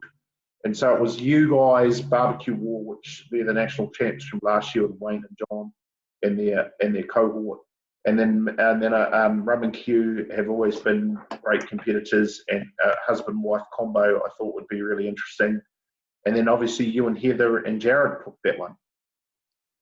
So after that long-winded introduction, how did you enjoy it? Because I don't even know that I followed up to see how you actually liked it. I actually really enjoyed it. Yeah, I wasn't sure whether I would or not, and I think you probably picked up from the first couple of times you talked to me. Very reluctant to do it initially. Yeah, I was probably a bit nervous, but I think as the weekend, went on, I got a bit more comfortable with it. But no, I actually really enjoyed it. I'd definitely do it again if the opportunity arose. But Right on. it was it was really good fun. We were next to Ramen Q, and those guys are great. They're great cooks and great people. So it was really good being next to them. We met Bad Bones. Always good to meet new teams. We sort of mates with them on Facebook and that now. And that's pretty cool. There's a great, and obviously Wayne and Barbecue War National Champions. So, you had a real good lineup. It was really, really good. We really enjoyed it. And what did you enjoy about it specifically? Because I think, it's hard not to enjoy meat stock, but what did you like specifically about Pit Boss Live? I think I like, I really like barbecue, and I feel like I could talk about barbecue for quite a long time. For like a couple hours? I don't know. I think you're in an environment where people are there who are interested about it. If I go to work or, talk to another group of non-barbecue mates about barbecue, they're going to listen to this guy again with barbecue. They're going to listen for 3 minutes and be like, oh, geez. But when you're there, I think you got people who are legitimately interested, without sounding sort of, a bit cliche-ish or weird about it. I really like talking about barbecue and any opportunity to introduce, people who are interested into what we're doing. And I think I kind of really like that aspect of it. So I really enjoyed that. And I guess it was kind of, there was a bit of, it sounds a bit weird, but I felt like there was less distraction. I know there was the live stage thing and you guys were coming over with the camera and that, but actually it was quite good, I thought, in that regard too. I felt there was less going on, really. If anything, I think it actually probably makes you focus, because I have done it as well. And it makes you focus because you're going to have a lot of scrutiny from a lot of people watching in the audience about what you're about to do. So you get yourself organised and you get yourself focused, right? Yeah. Whereas when you're out the back with the boys, we'll get to it, Yeah. That was really good. And, we still had the opportunity to go for a bit of a wander around and catch up with all the other teams because, as you know, every time you go to a competition, largely it's the same teams that turn up. And so it's always good to go around with everyone. Sort of feels like you haven't, like when you see these people again, it's like you haven't been apart really. You catch up and you carry on. It's really good. Yeah, for sure. Now tell us, we're going to wrap things up in the next few minutes for those who are listening. If you've made it this far, but tell us about the trailer. You guys have bought a big rig.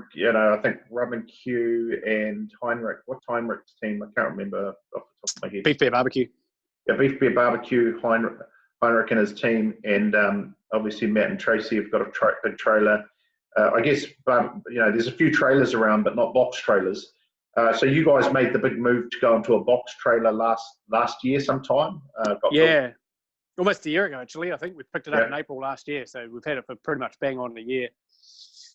So that was really cool. We hummed and hard about getting a trailer pit, barbecue mounted on a trailer versus a box trailer. But the reason we went with a box trailer is that we could use it for other stuff. Really, a barbecue pit is just that. It's just a barbecue trailer pit. So I guess the way that I got it across the line with Heather, I guess, was sounds like to compromise. Rationalisation to me. It did. But no, it's super cool. Like we had a guy over in Tauranga who built it for us. And yeah, give us what's the guy's name? Because he's done a phenomenal job of building it. And I thought it was pretty reasonably priced, to be honest. Yeah, so it's Custom Works with an X, and they're over in Tauranga. I don't know his website off the top of my head, but I'm sure if you Google Custom Works, you'll find it. Yeah. You'll find it. Yeah, so he builds those trailers. He's a motocross guy, but he's also a fabricator, and he started building his own trailers and basically realised there's a bit of a market for it. He's really good. Like, he will build what you want. He has sort of a base range, and he'll basically customise what you want. We picked from his base range, and we asked for a couple of extras, which was a water tank mounted underneath the trailer and also the pop-up window on the side. And we wanted the tailgate to drop down. A lot of those sort of motocross trailers, the tailgate pops up. Yeah. But we knew that we were going to be wheeling things in and out. Yeah. So he built that for us. It was just bare, empty when we got it. So I've so it was kind of a floor with a open sides frame with ACM on the outside, right? And guys, obviously running off that pit and whatnot, I do know my way around some of this equipment. And, I took a look at, because we've been talking about trailers on and off for a long time, and I had a good look at your trailer, I had a really good look through it and see how he made it and that kind of thing. And I've got to say, he's done a really good job of making it.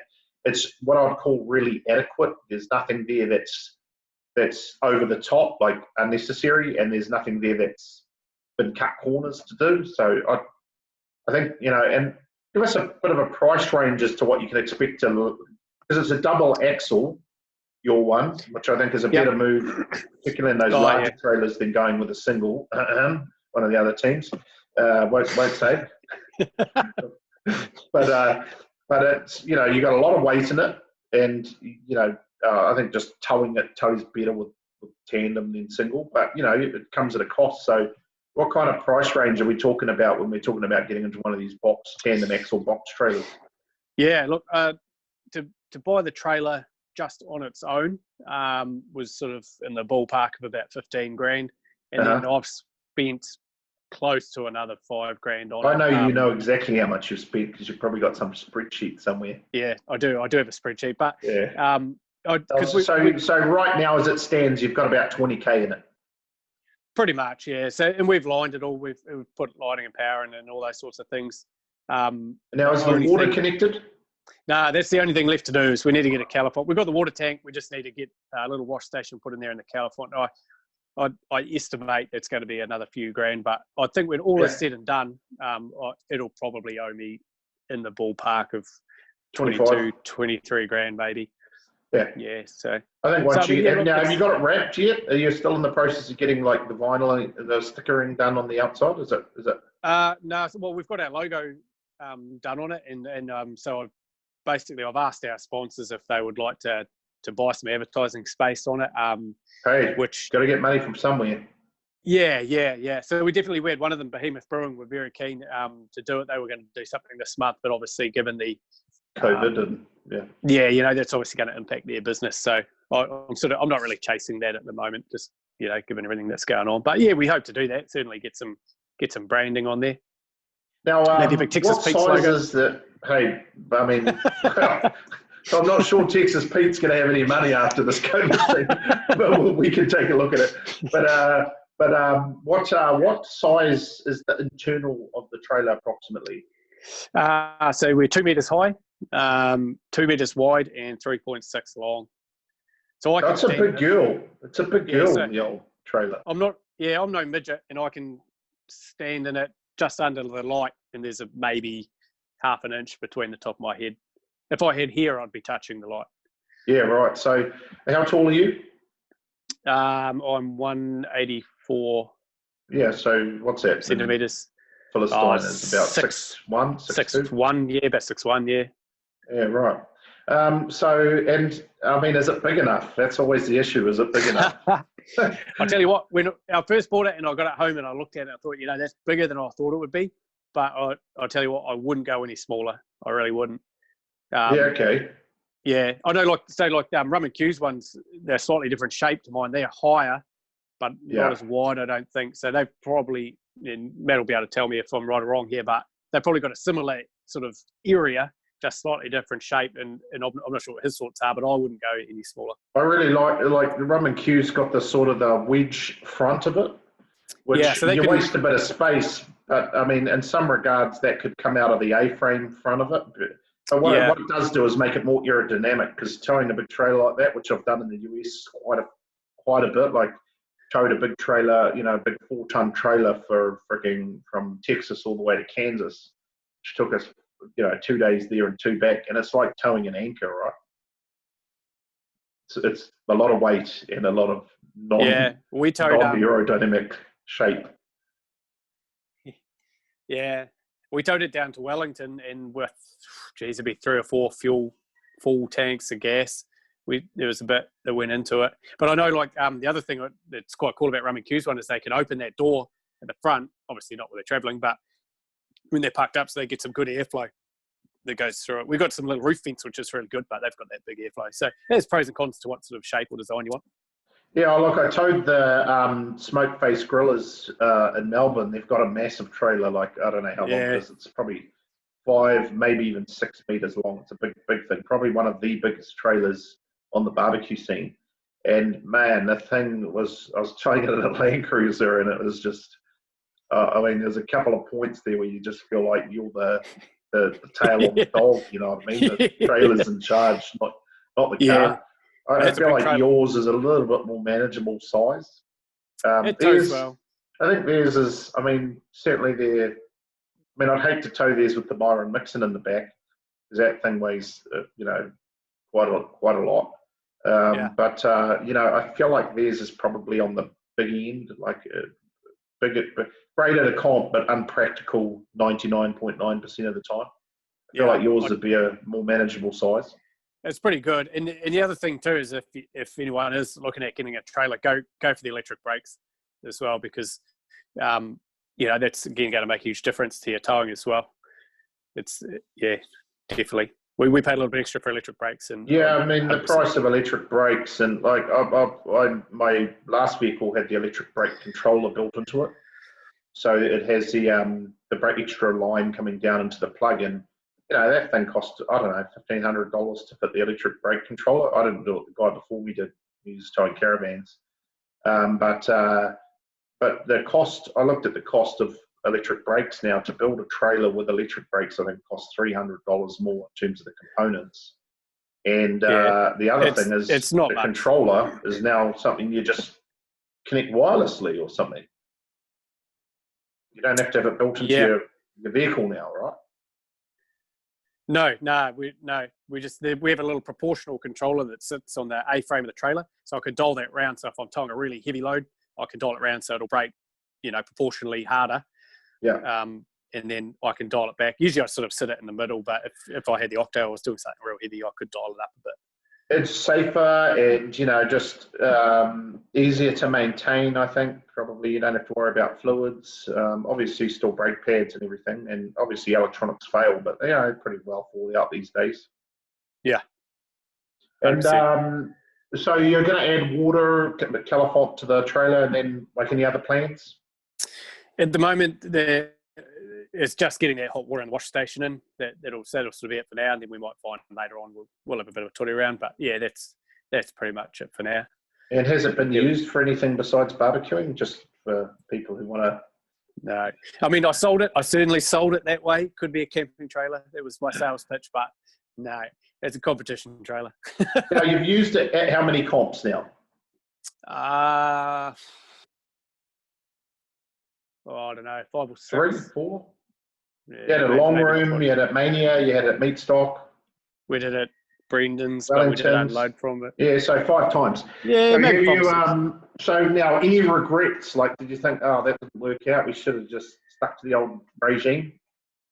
No, not at all, man. Like, and the other teams with trailers will know this. So, you know, at the end of a competition, bumping out, it's not always that fun.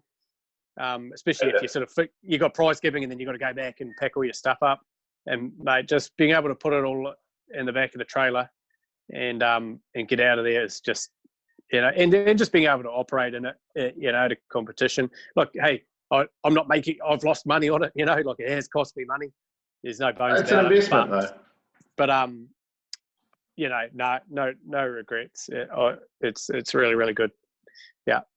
Well, cool. Is there any, you know, just in conclusion, you know, like it's been a great catch up. It's been 4 or 5 weeks since we've really chewed the fat, so it's really good to talk to you. Appreciate your comments earlier on ANZAC Day. I think it's an important time of the year.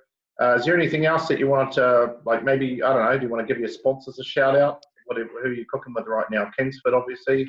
Yeah, definitely. So we've got the Kingsford Charcoal, Behemoth Brewing, Matt Saunders from NZ Barbecue Supplies, and also Waitoa Chicken, who supplies us some great quality free-range chicken. Oh, you picked up Waitoa, have you? Yeah. So, and we've got a couple of other things on the horizon as well. So, yeah, no, look, we do really appreciate their support, and you know, it would be a real struggle for us to do it without that.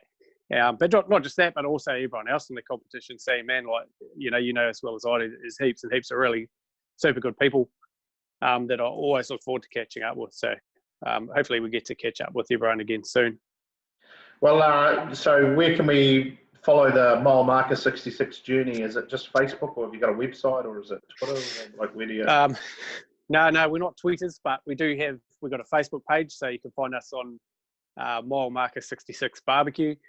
We're also on Instagram at Mile Marker 66. Hey, now this brings us to a point. I've noticed do follow you on Instagram, and I've noticed that your Instagram posts have significantly stepped up, and probably since COVID started. Like, we're getting some what I would call cookbook quality photography coming through. So what's going on there?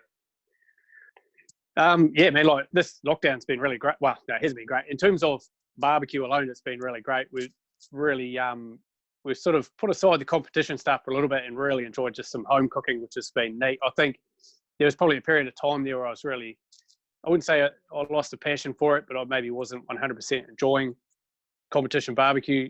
And I think doing this home stuff sort of really reignited my passion for barbecue again. So I think that because I'm enjoying it a lot more, it's maybe reflected in some of that. And also we've spent a lot of time over the break sort of compiling a few videos and stuff. And it is up now, but we're just kicking off a YouTube channel just with some tutorial videos. Great. Where's the YouTube channel? Where can I find that? It's Mile Marker 66 Media. I haven't sort of publicly posted it yet, but we've got 5 videos up there at the moment, and hope to have another one up at the end of this weekend. So I guess as we go through that journey and learn a bit more about production value and what makes a good video, I think some of that sort of reflected in that as well. But I guess that's just another part of sort of sharing that, that barbecue journey. We're certainly not the first people to post barbecue videos on YouTube. I do know that, but there's probably not too many Kiwis doing it, and if anyone can learn anything from it, then that's a bonus for us. So it's just something we really enjoying doing.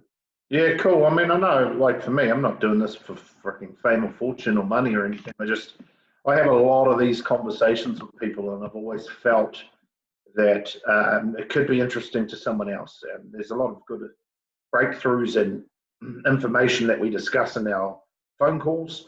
So just, and the other thing is, for me, it's like a bit of a barbecue journal in the sense that I get to record a moment in time, my opinions, my views, and these things are all very fluid. I'm always open to learning something new from someone else. And hopefully in 10 years from now, you'll come back and watch this podcast, this video blog, whatever this thing's called, and be able to go, that was a moment in time, reflected back, and maybe we can catch up and do it again. So for those at home, please head over to Mile Marker 66 on Instagram, on Facebook, and on YouTube.